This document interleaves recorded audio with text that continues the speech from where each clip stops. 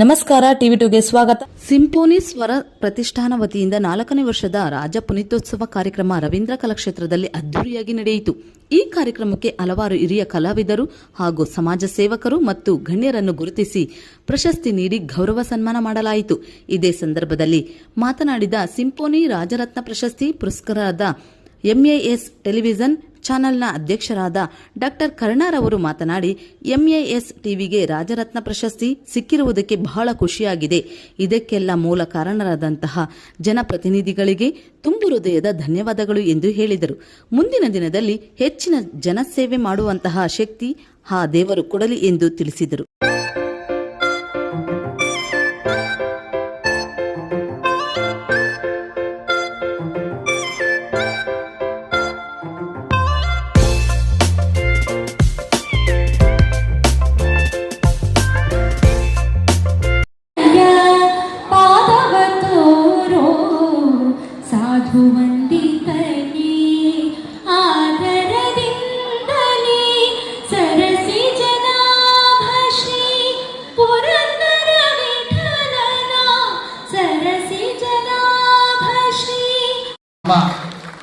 ಒಂದು ಕರೆಗೆ ಹೋಗೊಟ್ಟು ಬಂದಂತಹ ನಮ್ಮ ಗೋವಿಂದಣ್ಣ ಅವ್ರಿಗೂ ಲಕ್ಷ್ಮೀ ಅಮ್ಮ ಅವ್ರಿಗೂ ಅವರಿಬ್ಬರಿಗೂ ನಾವು ತಮಸೋಮಾ ಜ್ಯೋತಿರ್ಗಮಯ ಮೃತ್ಯೋರ್ಮಾ ಅಮೃತಂಗಮಯ ಮೃತ್ಯೋರ್ಮಾ ಅಮೃತಂಗಮಯ.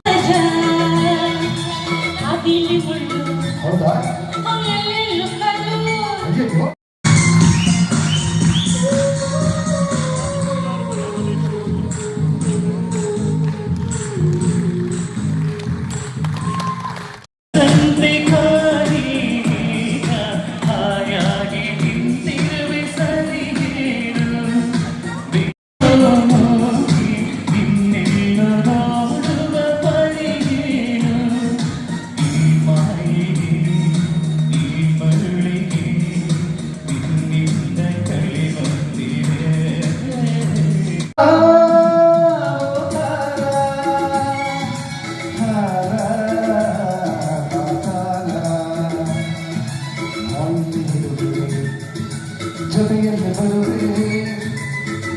ಪ್ರವಾಹನ ಚಿತ್ರತೆನೆ ಈ ಸಮಯ ಆನಂದಮಯ. ಅದಕ್ಕೆ ಜೊತೆಯಾಗಿ ಧ್ವನಿ ಕೂಡಿಸ್ತಾ ಇದ್ದಾರೆ ಶೈಲಜಾ ಮೇಡಮ್ ಕೂಡ.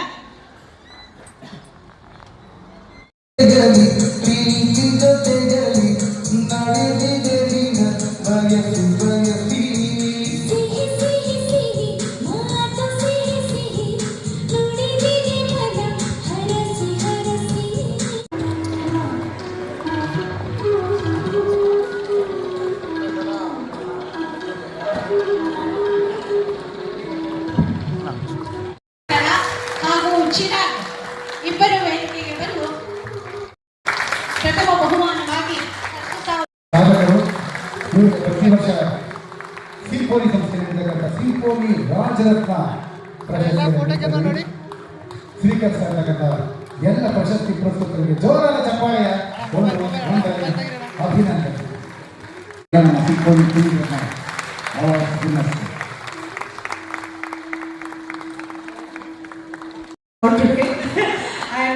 ಇವತ್ತಿನ ಎಲ್ಲ ವಿಜೇತರು ನನ್ನ ಕಡೆಯಿಂದ ಅಭಿನಂದನೆಗಳು, ನಮ್ಮಿಬ್ಬರ ಕಡೆಯಿಂದಲೂ ಅಭಿನಂದನೆಗಳು. ಹಾಗೆ ನಮ್ಮ ಸಿಂಫನಿ ಸ್ವರ ಪ್ರತಿಷ್ಠಾನ ಅನಂತರ ಮೇನ್ ಪರ್ಸನ್ ಇದಕ್ಕೆ ಅಂತ ಹೇಳಿದ್ರು. 4ನೇ ವರ್ಷದ ಇದು ರಾಜ ಪುನೀತೋತ್ಸವ ಮಾಡ್ತಿದ್ದಾರೆ. ಅವರ ಇಡೀ ತಂಡಕ್ಕೆ ನನ್ನ ಕಡೆಯಿಂದ, ನಮ್ಮಿಬ್ಬರ ಕಡೆಯಿಂದಲೂ ಅಭಿನಂದನೆಗಳು.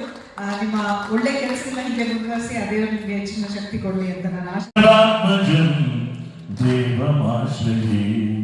ಶರಣಮಯ್ಯಪ್ಪ ಸ್ವಾಮಿ, ಶರಣಮಯ್ಯಪ್ಪ ಸ್ವಾಮಿ, ಶರಣಮಯ್ಯಪ್ಪ ಸ್ವಾಮಿ, ಶರಣಮಯ್ಯಪ್ಪ. ಸಮಯದಲ್ಲಿ ಈ ಕಾರ್ಯಕ್ರಮ ಏರ್ಪಡಿಸಿ ಮತ್ತು ಈ ಸಂಗೀತ ಸಂಜೆಯಲ್ಲಿ ಕೂಡ ಇಟ್ಕೊಂಡಿದ್ದಾರೆ. ತುಂಬ ಖುಷಿಯಾಯಿತು. ಎಲ್ಲರಿಗಿಂತ ಮುಖ್ಯವಾಗಿ ಚೆನ್ನಾಗಿ ಆಡುವಂಥ ಮಕ್ಕಳು, ದೊಡ್ಡವರು, ಚಿಕ್ಕವರು ಅಂದೇ ಅವ್ರಿಗೆ ಪ್ರಶಸ್ತಿ ಕೊಡ್ತಾ ಇದ್ದೀರಾ. ಒಳ್ಳೊಳ್ಳೆ ಉತ್ತಮ ಗಾಯಕರನ್ನು ಮುಂದೆ ತರೋಂಥ ಒಂದು ಒಳ್ಳೆ ಕೆಲಸ ತಾವು ಮಾಡ್ತಾ ಇದ್ದೀರಾ. ತುಂಬ ಖುಷಿ ಆಗ್ತಾ ಇದೆ. ಅದಕ್ಕೆ ಗೋವಿಂದಣ್ಣ ಅವರು ನನ್ನ ಮೊಮ್ಮಗನ ಕರಿಯಪ್ಪ ಅಂತ ಹೇಳಿದ್ರು ನೋಡಿ, ಎಷ್ಟು ವಿಶೇಷ ಇವತ್ತು. ರಾಜ್ಕುಮಾರ್ ಅವರು ಮರಿ ಒಂದು ಆಶೀರ್ವಾದ.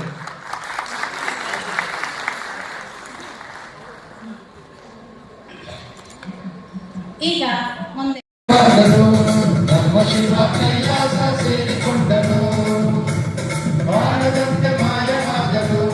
ನಮ್ಮ ಶಿವ ಕೈಲಾಸ ಸೇರಿಕೊಂಡನು, ಕೊಡುವುದನ್ನು ಕೊಟ್ಟು ಇಡುವುದನ್ನು ಬಿಟ್ಟು, ಕೊಡುವುದನ್ನು ಕೊಟ್ಟು ಬಿಡುವುದನ್ನು ಬಿಟ್ಟು, ಕೈಯ ಕೊಟ್ಟು ಓಡಿ ಹೋದನು, ಬಾಳದಂತೆ ಮಾಯವಾದನು. ನಮ್ಮ ಶಿವ ಕೈಲಾಸ ಸೇರಿಕೊಂಡನು.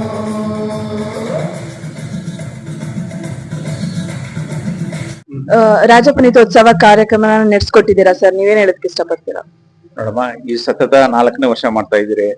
ನಾವು ಎಲ್ಲಾ ಕ್ಷೇತ್ರದಲ್ಲೂ ಎಲ್ಲಾರ್ಗು ನಾವು ಸನ್ಮಾನ ಮಾಡ್ತಾ ಇದ್ದೀರಿ. ಆಮೇಲೆ ಗಾಯನ ಸ್ಪರ್ಧೆಯವರಿಗೆ ಅವರು ಸ್ಪರ್ಧೆ ಮಾಡ್ತಾ ಇದ್ದೀರಿ. ಅದರಲ್ಲಿ ಚೆನ್ನಾಗಿ ಆಡಿರೋರಿಗೆ ಅವ್ರನ್ನ ಪ್ರೋತ್ಸಾಹ ಮಾಡಿ ನಾವು ಗುರುತಿಸಿದಿರಿ, ಅವ್ರಿಗೆ ಬಹುಮಾನವನ್ನು ಕೊಟ್ಟಿದ್ದೀರಿ. ಇದು ನಮ್ಮ ಇದು. ಆಮೇಲೆ ಮುಂದಿನ ದಿನಗಳಲ್ಲಿ ಒಳ್ಳೊಳ್ಳೆ ಗಾಯನ ಸ್ಪರ್ಧೆ ಮಾಡ್ತೀರಿ.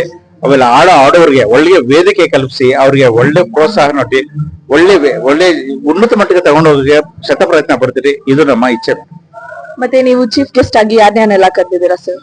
ಮೇಡಮ್, ಎಲ್ಲಾ ನಮ್ಮ ನೋಡಿ ರಾಜ್ಕುಮಾರ್ ಹೇಳ್ದಂಗೆ ಅಭಿಮಾನಿ ದೇವರುಗಳೇ ಎಲ್ಲ ಇಂಪಾರ್ಟೆಂಟ್. ಅದಕ್ಕೆ ಕಲಾವಿದ್ರನ್ನ, ಕಲಾ ಬಂಧುಗಳನ್ನ, ಆಮೇಲೆ ಕಲೆಯನ್ನ ಯಾರು ಪೋಷಿಸ್ತಾರೆ ಬಂದಿದ್ದಾರೆ. ಇವತ್ತೇ ನೀವು ವೇದಿಕೆ ಮೇಲೆ ನೋಡ್ಬೋದು ಎಂತ ಗಣ್ಯರು ಅವರು ಸ್ವಯಂ ಇಚ್ಛೆಯಿಂದ ಬಂದಿದ್ದಾರೆ. ನಾವು ಎಲ್ಲರಿಗೂ ಧನ್ಯವಾದಗಳು ತಿಳಿಸಕ್ಕೆ ಇಷ್ಟಪಡ್ತೀವಿ.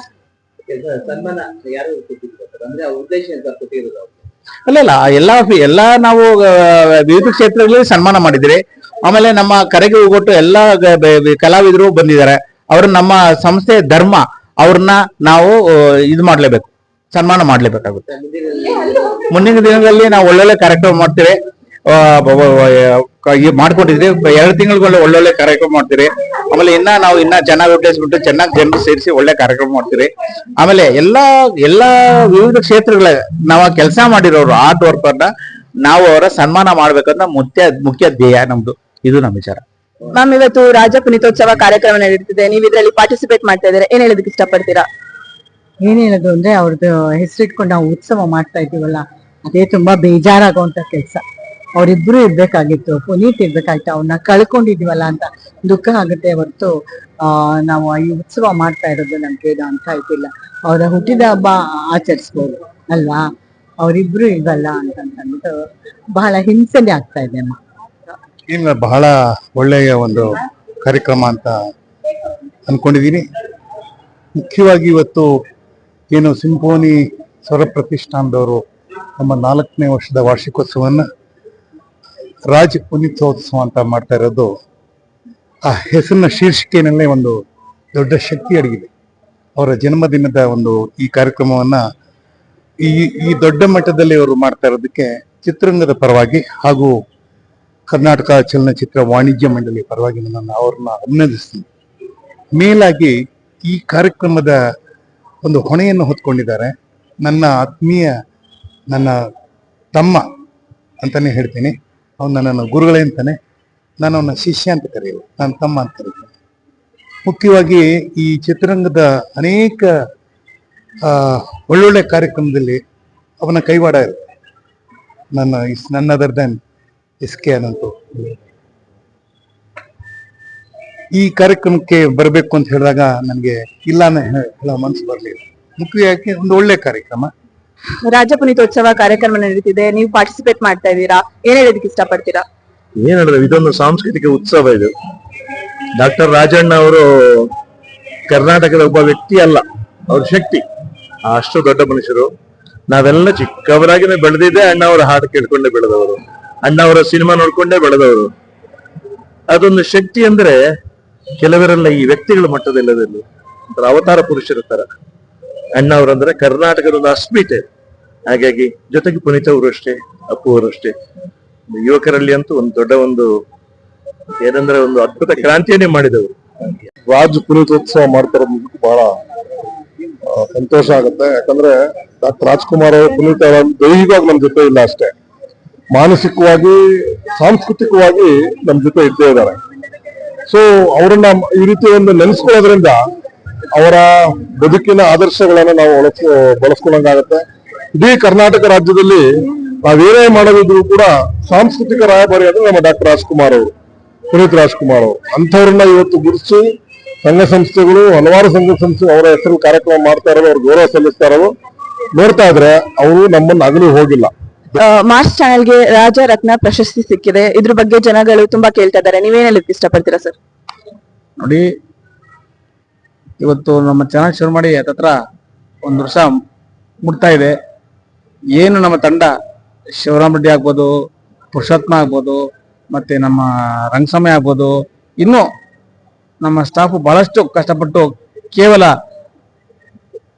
1 ವರ್ಷ ಮುಗಿತಾ ಇದ್ದ ಅವಧಿನಲ್ಲಿ ನಮ್ಮ ಏನು ಚಾನಲ್ ಕೆಲಸ ಮಾಡ್ಕೊಂಡಿದೆ ಅವ್ರ ಕೆಲಸಗಳನ್ನ ಗುರುತಿಸಿ ಇವತ್ತು ರಾಜರತ್ನ ಪ್ರಶಸ್ತಿ ಕೊಡ್ತಾ ಇದ್ದಾರೆ. ಇದಕ್ಕೆ ನನ್ನ ಚಾನಲ್ ಇರ್ತಕ್ಕಂಥ ಸದಸ್ಯ ಕಾರಣ ನಿಮ್ಮಂಥವ್ರು, ನಮ್ಮ ಜೂನಿಯರ್ ವಿಷ್ಣುವರು ಅಂತ ಹೇಳ್ತಾರೆ ಸದಾನಂದ್ ಅವರು, ಮತ್ತೆ ನಮ್ಮ ಆತ್ಮೀಯ ಸ್ನೇಹಿತ ಆಗಿರ್ತಕ್ಕಂಥ ಮಿಮಿಕ್ರಿ ಸುಮಂತ್ ಅಂತ ಹೇಳಿ ಇನ್ನೂ ಹೆಚ್ಚಿಗೆ ಜನ ಬಂದು ಏನ್ ನಮ್ಮ ಚಾನಲ್ ಏನ್ ಬಂದಿದೆ ಅಂತೇಳಿ ಒಂದು ಶುಭಾಶಯ ಕೋರಿದ್ದಾರೆ. ನಿಮ್ಮ ಪ್ರೀತಿ ವಿಶ್ವಾಸಕ್ಕೆ ನಾವು ಚಿರುಣಿ ಆಗ್ತೀನಿ.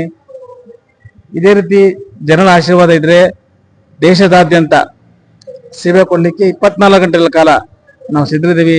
ಯಾವುದೇ ಪೊಲೀಸ್ ಕೇಸ್ ಆಗ್ಬೋದು, ಯಾವುದೇ ರಾಜಕಾರಣ ಆಗ್ಬೋದು, ಯಾವುದೇ ಒಂದು ಮಿನಿಸ್ಟರ್ ಆಗ್ಬೋದು, ಸೆಂಟ್ರಲ್ ಆಗ್ಬೋದು, ಏನಿದ್ರು ನಾವು ಜನರ ಸೇವೆ ಮಾಡಕ್ಕೆ ಸಿದ್ಧರಿದ್ದೀವಿ ಅಂತ ಹೇಳ್ತಾ, ಇಷ್ಟಕ್ಕೂ ಕಾರಣ ಆಗಿರ್ತಕ್ಕಂಥ ಏನು ನಮ್ಮ ಜನಪ್ರತಿನಿಧಿಗಳಿಗೆ ದೇವರು ಅಂತ ಕರಿತೀವಿ, ಜನಪ್ರತಿನಿಧಿಗಳಿದ್ರೇನೆ ಇವತ್ತೆಲ್ಲ, ಅವರಿಗೆ ಒಂದು ಮುಕ್ಕೋಟಿ ನಮಸ್ಕಾರ ಸೇರ್ತಾ, ನಿಮ್ಮ ಆಶೀರ್ವಾದ ನಮ್ಮ ಚಾನಲ್ ಹಿಂಗೆ ಅಂತ ಹೇಳ್ತಾ ನಾನು ಮಾತು ಮುಗಿಸ್ತೀನಿ. ರಾಜ ಪುನೀತೋತ್ಸವ ಕಾರ್ಯಕ್ರಮಕ್ಕೆ ನೀವು ಭಾಗವಹಿಸಿದ್ದೀರಾ, ಏನ್ ಹೇಳೋದಕ್ಕೆ ಇಷ್ಟಪಡ್ತೀರಾ ಸರ್? ಬಹಳ ಖುಷಿ ಆಗ್ತಾ ಇದೆ. ಯಾಕೆಂದ್ರೆ ಈ ರಾಜ್ಯದ ಒಂದು ಕನ್ನಡ ಭಾಷೆಯ ಮೇರು ನಟರು ಡಾಕ್ಟರ್ ರಾಜ್ಕುಮಾರ್ ಅವರು, ಅದೇ ರೀತಿ ಪುನೀತ್ ರಾಜ್ಕುಮಾರ್ ಅವ್ರು ನೆಕ್ಸ್ಟ್ ಅವರೇನೆ. ಡಾಕ್ಟರ್ ರಾಜ್ಕುಮಾರ್ಗೆ ಸರಿಸಾಟಿ ಇದ್ದವರು ಪುನೀತ್ ರಾಜ್ಕುಮಾರ್. ಹಾಗಾಗಿ ಈ ಒಂದು ಕಾರ್ಯಕ್ರಮ ಏನು ಸಿಂಫೋನಿ ಸ್ವರ ಪ್ರತಿಷ್ಠಾಪನೆ ಅವರು ಕಾರ್ಯಕ್ರಮ ನಡೆಸ್ತಾ ಇದ್ದಾರೆ, ನಿಜ ಖುಷಿ ಆಗ್ತಾ ಇದೆ. ಅವರು ಬಂದಿದ್ರು, ನಾನು ಭೇಟಿ ಮಾಡಿದ್ರು, ಸಿಂಫೋನಿ ಶಿವ ಅವರು, ಅನಂತಣ್ಣ ಬಂದಿದ್ರು. ಸೊ ಈ ಕಾರ್ಯಕ್ರಮಕ್ಕೆ ಬನ್ನಿ ಅಂದ್ರು. ನಾನು ನಂದು ಬಾಳಗಿರಿ ಪಿಕ್ಚರ್ ಸ್ವಲ್ಪ ಅಲ್ಲಿ ಆ ಫಿಲ್ಮ್ ಯಾವ್ದೋ ಅದು ಬ್ಯುಸಿ ಆಗಿದ್ದೆ, ಹಾಗಾಗಿ ಬರೋ ತಡ ಆಯ್ತು. ಅದಕ್ಕೆ ಅವ್ರಿಗೆ ಕ್ಷಮೆ ಕೇಳಿದ್ದೀನಿ. ಅದೇ ಡಾಕ್ಟರ್ ರಾಜ್ ಮತ್ತು ಪುನೀತ್ ಅಮರ ಆಗಿದ್ದಾರೆ ಅವರು. ಸೊ ನಮ್ಮಲ್ಲೇ ಇದ್ದಾರೆ. ಹಾಗಾಗಿ ಅವರ ಒಂದು ಈ ಭಾಷೆನ ಎಷ್ಟು ಎತ್ತರಕ್ಕೆ ಬೆಳೆಸ್ಬಿಟ್ಟು ಹೋಗಿದ್ದಾರೆ ಕನ್ನಡ ಭಾಷೆನ. ಹಾಗಾಗಿ ಬಹಳ ಖುಷಿ ಆಗತ್ತೆ ಅವ್ರ ಹೆಸರು ಹೇಳಕ್ಕೆ ಈ ಸಂದರ್ಭದಲ್ಲಿ. ಮತ್ತೆ ನಾನು ಕೂಡ ಈಗ ನನ್ನ ಒಂದು ಭಗೀರಥ ಚಿತ್ರ 200 days ಆದ್ಮೇಲೆ ಈಗ ಮತ್ತೆ ತುಂಬಾ ಆಫರ್ಗಳು ಬಂದಿದೆ. ಈಗ ನಾನು 4 ಸಿನಿಮಾ ಮಾಡ್ತಾ ಇದ್ದೀನಿ.